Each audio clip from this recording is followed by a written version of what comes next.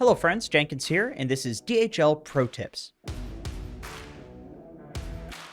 Even though the game is called Defense of the Ancients, ironically, you actually win the game when you kill the enemy ancient rather than defend your own. So it goes without saying that all of the buildings that protect the enemy ancient and defend your ancient are incredibly important. Generally, the flowchart of enemy objectives to take in terms of importance and difficulty goes as follows. First, you take the enemy safe lane tier 1.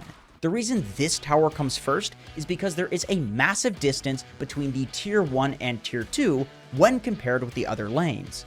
This makes it extremely difficult for the enemy team to defend, and killing it gives you safe access to a lot of jungle camps, because the enemy team will not have a nearby tower to TP to. Then you move on to the mid lane, tier 1.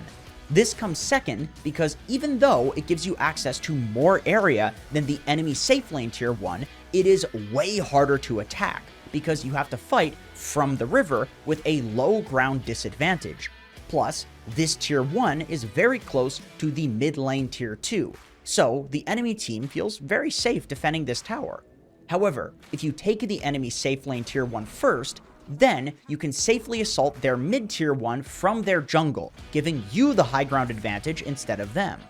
After that, the enemy offlane tier 1 and the safe lane tier 2 are at about the same level in terms of which one you want to take first. The reason these towers are roughly equal is because the safe lane tier 2 is way stronger because it's a tier 2.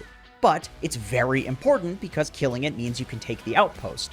But the offlane tier 1 is much weaker, but also quite unimportant because it doesn't give you access to any new jungle camps. Following this, Roshan becomes the #1 priority in the game, because with the towers you've already taken, you are already controlling and farming about 75% of the map. Once you've taken Roshan, the play is usually to take the remaining tier 2s, controlling the enemy triangle until you feel like you have enough of an advantage to go high ground. Taking over the enemy triangle results in you farming nearly 100% of the map, only minus the waves that are pushing into their base.